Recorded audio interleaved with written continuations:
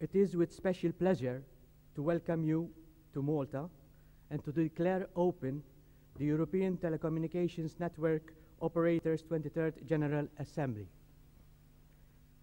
There is no denying that the timing of this annual gathering has coincided with a period of great historic importance for our country. On 1st May 2004, Malta will become the southernmost country of the European Union, thereby strengthening our resolve to further our commitment towards international commitment and solidarity. Communications is one area where Malta assumed a protagonist role in the international domain, and we are determined to sustain this position, notwithstanding our minuscule size. Over the next 2 days, we will together analyze and explore recent events and ETNO initiatives undertaken during this year, which can be regarded as the year which is ushering a new economic recovery in the telecommunications industry. The knowledge, experience, and wisdom assembled at this conference will be applied to adopt the measures to be taken for shaping the right direction of the information society.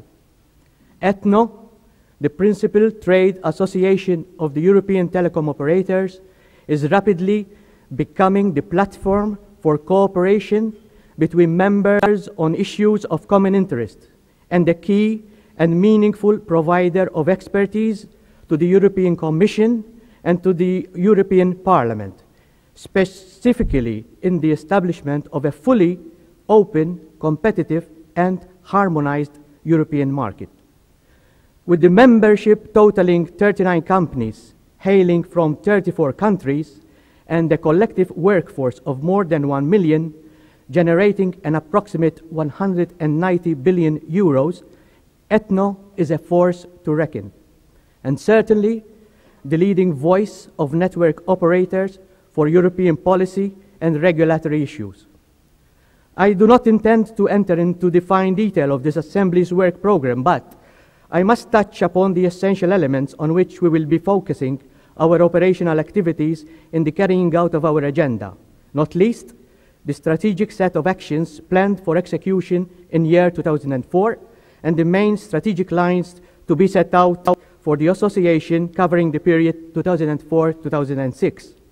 Together, we will be deliberating amongst other issues on the implementation of the new regulatory package, which should address its real purpose, namely to reduce the scope of regulation and rebuild investor confidence in the sector. The rollout of broadband capacity and services in the realization of Europe 2005, and how to reject the imposition of short-term outlook regulatory measures or inappropriate regulation for broadband, particularly with regards to access regulation and the development of new business models. We will also discuss the enlargement of the EU, with more specific reference on the raising of awareness within the Commission of the regulatory and market conditions in the new member states.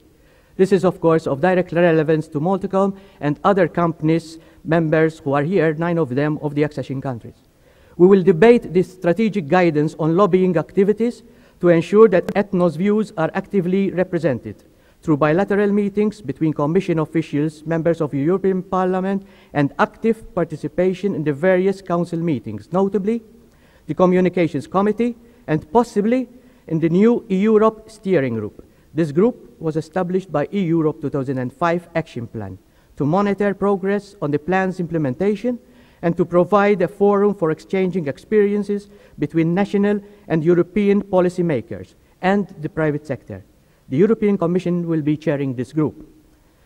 We will also review the regulation of the mobile sector, the provision of input to the European Commission on the 3G rollout, the strategic direction to the radio spectrum policy group, and we will assess aspects related to communication and public health.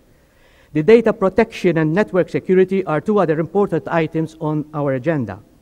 In addition, ETNO leadership has lined up key speakers from the European Commission and from member countries for panel discussions. It is indeed a taxing two-day marathon, but I am confident of your collaboration in the execution of my assignment. Ladies and gentlemen, let us therefore work together to make this assembly a success and ensure that our deliberations will enhance the development of a transparent, predictable, regulated, and enabling telecommunications environment conducive to the strengthening of ETNO's position as a world leader in the emergence of an inclusive information society, where everyone can exert the full potential for the improvement of quality of life in a sustainable manner. I would like to conclude by paying tribute to all the members of the Executive Board, impeccably chaired by Mrs. Dorothy Smith, Director Michael Bartolomeo and his effective team in Brussels, the Chairman and the CEO of Maltacom, who supported me wholeheartedly during the last 2 years, and my close collaborators at Maltacom International Affairs. To you all, my warm appreciation for your kind cooperation and generous support I have received in my performance of my duties. Thank you for your kind attention.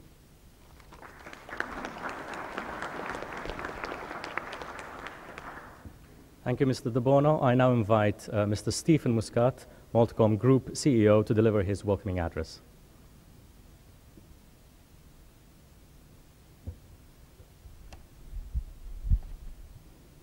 Good morning, Honourable Minister, Mr. Chairman, ladies and gentlemen. I am very pleased to be addressing the General Assembly, and particularly when Maltacom holds the chair. In this short time I have available, I wish to focus on two key issues: why ETNO is important to Maltacom, and why we believe that Maltacom can make a valid contribution to ETNO in the new EU and enlarged framework. Our industry has undergone immense structural change in the past few years. It continues to face fresh challenges, in particular fierce competition in newly liberalized markets, increasingly knowledgeable customers, and the opportunities and threats posed by ever-changing technologies. As telecom personnel, we have to be among the most adaptable professionals in any industry, grappling with seemingly conflicting issues, such as cost-cutting and securing market share, capital investment for new services with competitors poised to interconnect to our networks, and marketing drives to retain customers against an increasingly stringent regulatory framework. In some shape or format, we are all engaged in efforts to ensure the competitive survival of our respective organizations. In Malta, we have an enviable cocktail of issues which continue to make our life interesting. The limited size of our market, a large number of players in sectors such as internet service provisioning, ex-monopolies in mobile and cable TV markets who are subsidiaries of global operators, the sudden erosion of fixed-line telephony revenue streams to the introduction of VoIP, and all against the backdrop of Malta's accession as a full member of the EU next May, and government's energetic drive for an e-Malta. The local regulatory environment is trying to play catch-up at a time of considerable change. For instance, the introduction of new aggregated services, which can only be of benefit to customers, is being delayed while the regulator determines if aggregation can be interpreted as constituting bundling. This is preventing us from operating as a total ICT solutions provider, aggregating currently disparate services into improved one-stop-shop customer service portfolios. Competitors may interconnect to our networks, but not yet to our competitors' cable networks. We have yet to reach agreement on local tariff rebalancing, normally a prerequisite for any liberalized environment, while international voice revenues are into freefall with the introduction of voice over IP. I'm saying this simply to highlight the following points. Not all markets within the EU are highly developed from a regulatory point of view.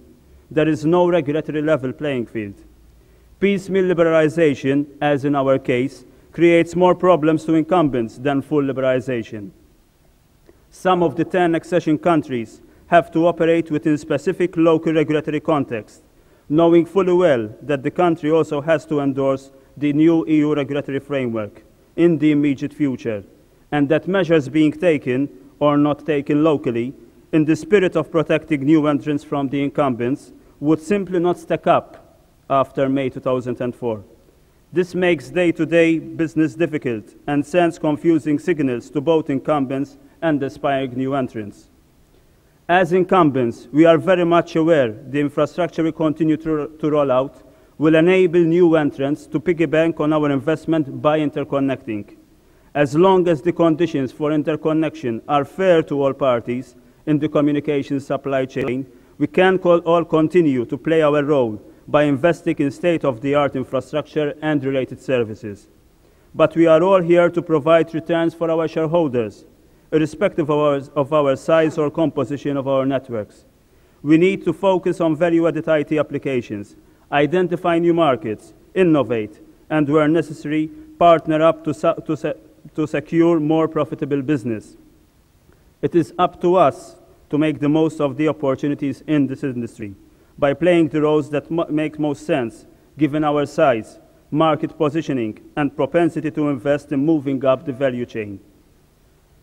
As a former fixed-line operator, we need to resist perceptions, or indeed external pressure, that our future role is predetermined, that we are here simply to provide interconnection. We should not harbor aspirations to become a glorified pipe provider, or accept an notion that as an incumbent, we should only operate in areas such as voice, or that broadband services should in some way be the exclusive domain of quicker, faster new entrants. We are duty-bound towards our shareholders to make our significant investment in broadband pay back through meaningful next-generation services, through the full integration of voice, video, data collaboration, and security services. Our aim has to be to exploit new convergent technologies to give consumers more choice in how to communicate and receive communications in their premises and on the move. Within this uncertain context, ETNO is fundamental for small operators such as Maltacom. Unlike some of our local competitors, we are not spending time lobbying Brussels directly, but are concentrating on our business, which inevitably means that we are relying exclusively on ETNO to provide a voice to operators from accession countries, and to highlight the significant differences between our markets and those which are more mature and long liberalized. As a CEO, I do not want to spend my time worrying about regulatory frameworks. I want to concentrate on profitability, efficiencies, cash flows, rolling out meaningful new value-added services to our customers, and making the infrastructure work harder. We should all welcome competition. This can only be good for our customers and will inevitably drive us to greater efficiencies. But the playing field has to be fair. We have to be in a position to provide customers with the services that they want, not the ones that regulators or policymakers may expect us to have.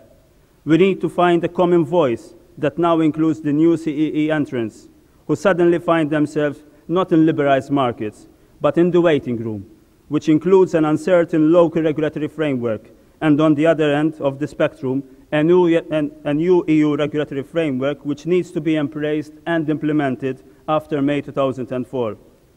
ETNO needs to take stock of this divergent, new, enlarged EU telecoms landscape to ensure that there is a level playing field and some sense of harmonization. This is a daunting task, but fundamental in situations where applicant country operators are facing rapidly declining fixed-line penetration, a high degree of fixed-to-mobile substitution, without the freedom to run their organizations as proper businesses because of industry-specific regulation. We expect clarity, and clarity can only come through a sensible, uniform legislative framework across Europe's telecom sector. Clearly, many of the new EU players are on a learning curve, and we are therefore very grateful for the proactive support we are finding from fellow ETNO members to help cross-train our senior management team and bring us up to speed. We also find the ETNO networks, formal or otherwise, indispensable as we prepare to operate within a larger context. Learning from the experience of our colleagues here is fundamental to our fast track to a truly liberalized environment, which leads me to how Maltacom can contribute to ETNO. This country's size, topography, and advanced infrastructure means that we are in an ideal incubator for new applications. Malta has long aspired to be a hub for Euromed activity, and we are in an excellent position to turn this vision into a reality for our customers. We are one of the first countries to implement 2.5G mobile services, despite no subsidies on handsets. We are already among leader countries in the rollout of broadband infrastructure. Importantly, too, Malta boasts one of the lowest access costs for internet and broadband services in the EU. The level of coverage is beyond the grasp of many of our European neighbors. Bandwidth is also readily available. The submarine cable between Malta and Italy has a technical bandwidth potential of 2.5 gigabits, with the potential to upgrade and increase the bandwidth on the cable to 1 terabit per second of connectivity. Malta's demand currently amounts to 2 STM1s for internet bandwidth and a further STM1 for voice. This means that there is just around 2 gigabits of idle capacity compared to Malta's current needs. Maltacom will be pleased to work with ETNO as a case study for pertinent regulatory, technological, or plain vanilla business issues, from those relating to the success or otherwise of the implementation of the EU regulatory framework in applicant countries, to monitoring the introduction of triple play and multi-platform applications.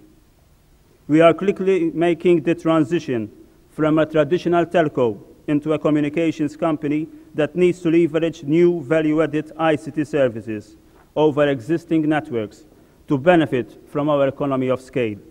In the process, we are determined to release the potential of our infrastructure and human resources, making our network perform harder to improve the return on investments of our assets. We all have to adapt our organizations to the competitive environment and acquire new skills, for example, better marketing skills, and a better understanding of how our customers use our services. And we have to do this not just to survive, but also to thrive in our competitive environments. At Maltacom, we are proud to be proactive members of ETNO. I very much look forward to the exchange of ideas in this General Assembly and determine how we can put our collective know-how to strategic use. Finally, on a less focused note, and on behalf of Maltacom, let me wish you a warm welcome to Malta. Thank you.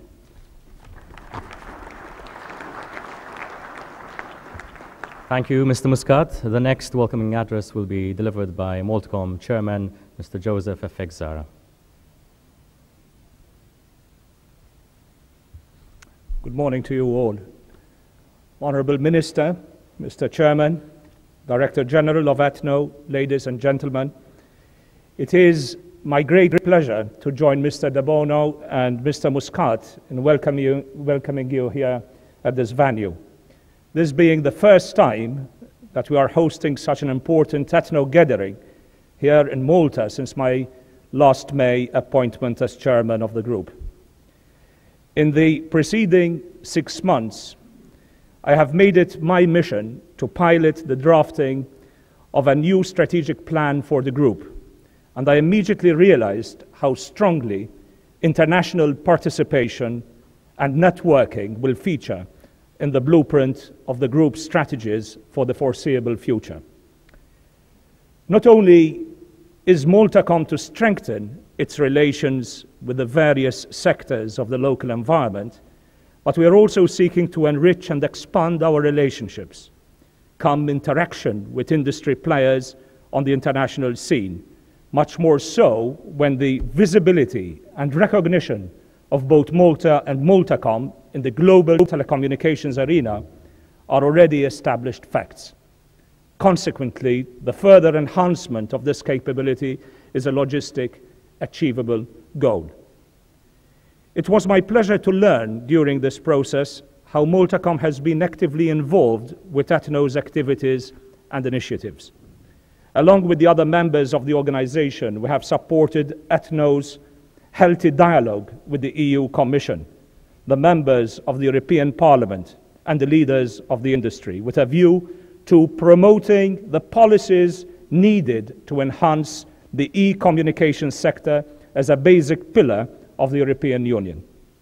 We are likewise proud that Maltacom is currently chairing the ETNO General Assembly, which earlier on this year warranted the presiding of the first ever digital ETNO General Assembly. We felt honored to play a significant participative role on the executive board, albeit in an observer status capacity, thus embodying Maltacom's and in turn Malta's contribution towards the ETNO's valuable work. Indeed, our presence through Mr. De Bono, alongside ETNO's director at the ITU conference in Marrakesh, the meetings with the leadership of the ITU and the CTO, the European e-government conference in Como, Italy, the meeting with the Italian Minister for Innovation, Onorevole Lucio Stanca, in Brussels, the recent ITU Telecom World Forum 2003, and during the scheduled World Summit on the Information Society to be held in Geneva next December, is evidence enough to our firm commitment to ETNO's mission. I was particularly impressed with the feedback reports highlighting the impressive standpoint taken by ETNO to exert a pivotal role of the debate on the implementation of the new EU telecommunications regulatory package and its admirable commissioning of the remedies report. This report is the independent study that served as a contribution to the deliberations of the EC Commission over the principles and procedures to be used to impose ex-ante obligations under the new regulatory packages for the EU Communications Service, thereby ensuring that the regulatory remedies to be applied by the national regulatory authorities are strictly focused upon and proportionate to the character and of the problems to be solved. We will, in the next 2 days, listen carefully to the respective reactions of the membership of ETNO on the various initiatives taken by ETNO in the last 12 months. I have therefore no reason to doubt that Maltacom's chairing of the General Assembly during the course of 2003, and by virtue of our strong network of international contacts, coupled by the impressive and commendable performances and drive of the Director and the Executive Board, ETNO's standing and effectiveness has been reinforced with the industry in general and with the international telecommunications sector in particular. Such a positive development is emerging just in time as the enlargement of the EU membership becomes a reality, thus consolidating aggregate potential impact of ETNO as a reputed and credible telecommunication industry leader in the European domain. It is truly a significant fact that all the accession countries have their companies enlisted with the ETNO membership, and this new scenario will certainly enrich our organization with their profound experiences. I feel confident in stating that we will together continue to evolve into a meaningful resource, determined to support ETNO in sustaining its momentum in the shaping of e-communications in Europe. ETNO has, in fact, responded to this significant new dimension in the history of Europe. It has not only established an ad hoc accession working group, which will meet the first time in Budapest later on this month to initiate its assignment to shape its overall policies on telecom issues and enlargement, but last month the ETNO direction successfully mobilized the CEOs of the accession countries in Brussels to meet with the EU Commissioner Liikanen and with the top executives from the European Commission's General Information Society and Competition Directorates. I will therefore surprise no one in stating that ETNO's strengths are its in dynamism, its proactive stance in telecommunications arena, and in its ability to bring about consensus among its members, which, though naturally and richly diverse in background, are emerging as a focused group achieving collectively common goals.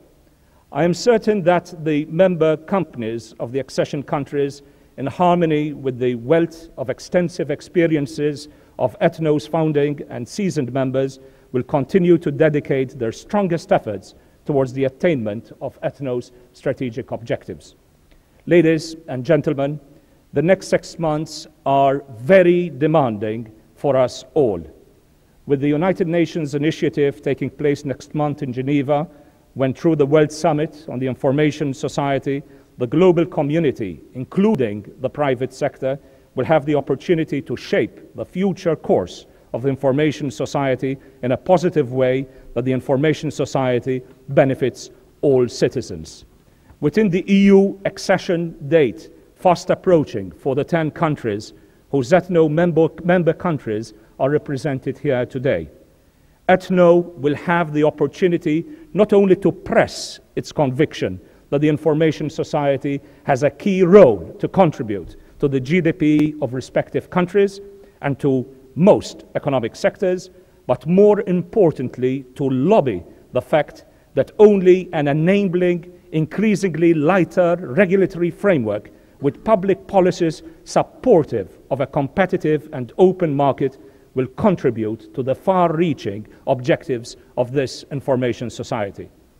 Our role is to facilitate the digital revolution, to create markets, and for the facts aforementioned, entrepreneurship in partnership with governments and civil society is becoming even more critical. Let us therefore work together to further strengthen ETNO as to the strategic focal point for the telecommunications industry in Europe. I wish you every success in your deliberations, and thank you very much for your attention.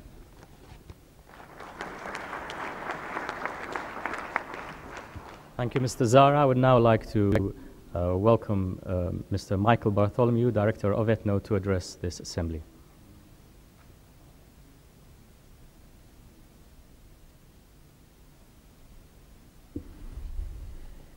Good morning to all of you. It is a real pleasure for ETNO to meet this year in Malta. It's the first for the association and for Maltacom, and I think I speak on behalf of all of us in giving Maltacom a very special thanks for the hosting our General Assembly and for organizing in a very superb fashion our General Assembly meeting today. I'd also like to express our gratitude in particular to Tony De Bono, who has been very gracious in committing his time and energies to making sure this event merited the grandeur that we have here today. I'd also like to extend also to our General Assembly a very special welcome to Minister Austin Gatt and to all the most senior officials of Maltacom. Given the EU's planned enlargement next year and Maltacom's very ancient ties with Europe, it certainly is indeed fitting that we are having our General Assembly in this EU accession country. From its earliest history, Malta has exercised an economic and political influence out of proportion to its small size. Malta was a strategic trading post of the Roman Empire. During the medieval age, its famous knights protected the Mediterranean waterways from piracy and commercial extortion. And in more recent times, Malta has aggressively developed its role in banking, shipping, and tourism. In a word, Malta has demonstrated a spirit of energy and enterprise throughout its very long and illustrious history. Its economy is technologically advanced and very stable, and the island is very well positioned to exploit growing trade links between North Africa and Europe. And although its per capita GDP is only half of the EU average, its prospects for growth are very positive. So a major challenge for Valletta, as for all accession country capitals, is to prepare the markets to compete in the EU's telecommunications larger marketplace. Now, according to the EU's most recent progress reports on accession, the European Commission says Malta and the others are on track for transposing the EU's accumulated body of telecom law known as the acquis communautaire. That certainly is very good news. Malta is in many ways an ideal candidate for joining the European Union and Europe's expanding telecommunications market. But big is not always better, and some smaller countries can and often move more quickly to exploit new market opportunities and new technologies much faster than their larger rivals. Here in Malta, the government is moving quickly to bring the benefits of broadband and the information society to its citizens. As Minister Gatt himself recently stated, ICT is now planted on Malta's political map in a big way, thanks to Valletta's determination to make e-government services a reality for all Maltese. A range of broadband-based e-government services are available to all citizens across Malta via their local councils, and this is very imminent. This is